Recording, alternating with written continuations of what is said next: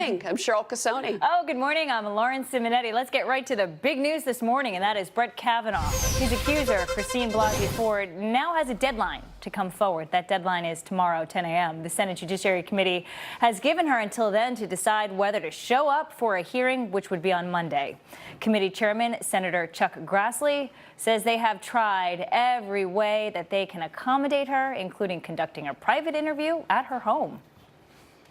Where I'm focused right now is doing everything that we can to make Dr. Ford comfortable. I'm not worried about anything other than just focusing for the next few days on encouraging her to come. Well, the unknown here is what will happen if the deadline tomorrow comes and goes and Ford still refuses to show.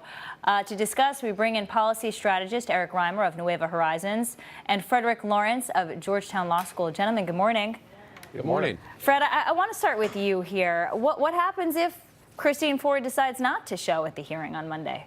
I suppose if she decides not to show, the hearing goes forward or not. They don't need an extra hearing and they proceed to a vote. I think most people feel that would be a terrible lost opportunity, not just for Dr. Ford, but for the whole process. You've got to remember the whole point of this process is for the American public to have confidence in a nominee to the Supreme Court before he or she is confirmed. So hopefully that's what will happen here. And one would imagine that she wants to be heard. Isn't that the point of all of this? Eric, I want you to listen to what Senator Kennedy had to say. Senator Grassley, who's demonstrated extraordinary leadership, again reached out to her and said, look, we'll do it any way you want. We have to have a hearing. That's the way the Senate works.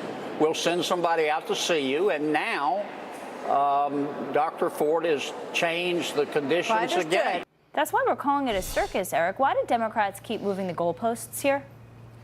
I mean, I think this is an extraordinarily complex situation. I certainly do think that Chairman Grassley has pursued this was the right amount of reaching out to Ford and et cetera. Because I mean, it certainly is a serious accusation, and certainly for someone who has such an important place in our public life as a Supreme Court justice, it is worth considering. But I mean, it's also such a, I think a lot of people are at fault here in various ways. I mean, certainly Senator Feinstein with some of her actions and then delaying the letter, not only with her colleagues, but also with the committee as a whole.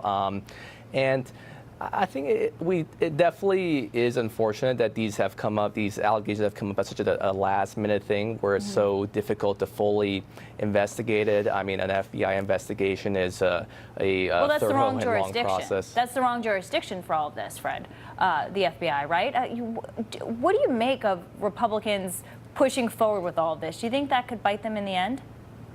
I mean, I think here in D.C. we also often fall into the habit of thinking that there is a minute procedure and whatnot have a big impact on the opinions of the public at large. While I think a lot of the public, I think, is already very stern in their ways and how they're going to vote in the midterm elections. I mean, certainly this might have some small impact on turnout, which might have some impact in certain races, and so it could have a effect on the midterms. However, I think that everyone kind of like, I feel like a lot of this is being lost in the procedural nitty-gritty, and certainly there's broader themes too, but I mean... Fred, what do you make of all this? That question was actually for you, sir. Oh, right. Oh, so...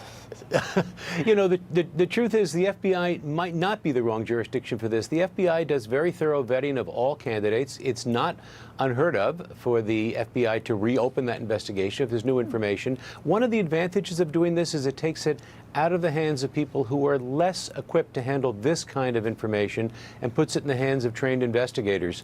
And it seems to me if the Senate got a report back from the FBI that said these are credible allegations or they're not credible allegations, that there might be a much higher confidence level and comfort level from the public. And that's the thing I keep coming back to.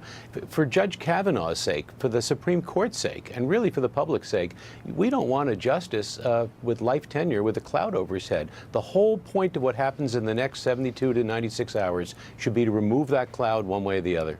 All right, Frederick, Eric, thank you, gentlemen, so much for your perspective today. Thank you. Thank you very much. Well, energy stocks jumped as oil prices rose. U.S. crude settled yesterday, $71.12 a barrel. That is the highest since July 10th on the contract. Let's bring in TJM Europe Managing Director Scott Shellady, who is still in the United States. Scott, good morning.